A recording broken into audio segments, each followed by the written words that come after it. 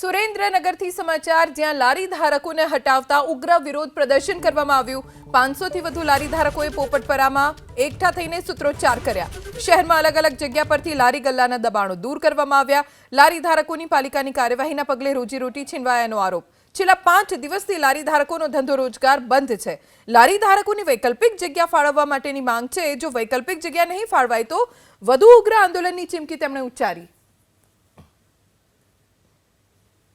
500 થી વધુ લારી ધારકોએ પોપટપરામાં વિરોધ પ્રદર્શન કર્યું છે વધુ જાણકારી અમારા સંવાદદાતા જિગ્નેશ પંડ્યા પાસેથી પ્રાપ્ત કરીશું જિગ્નેશ શું માંગ છે તેમની લારી ધારકો વૈકલ્પિક જગ્યા માંગી રહ્યા છે શું વ્યવસ્થા છે ખરી જી સુરેન્દ્રનગર નગરપાલિકા જ્યારે અસ્તિત્વમાં હતી ત્યારે આ પ્રશ્ન ઉદ્ભવ્યો હતો અને જેમાં કલેક્ટર શ્રી દ્વારા તેમને એક વૈકલ્પિક વ્યવસ્થા માટે ટાગોર બાગની પાછળનો રસ્તો ફાળવવામાં આવ્યો હતો પરંતુ ત્યાં બધાએ લારી ચાલક છે તેમની વ્યવસ્થા થઈ શકે તેવું નથી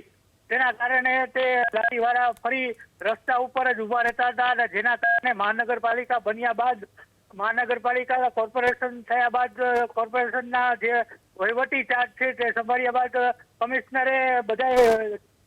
લારી વાળાને ઉપાડી લીધા છે અને તેમને હાલ પૂરતી ત્યાં વ્યવસ્થા વૈકલ્પિક વ્યવસ્થા કરવા માટે તંત્રને રજૂઆત કરી છે જે તંત્ર દ્વારા રજૂઆતને અને મીટિંગ કર્યા બાદ જ ખ્યાલ આવશે જી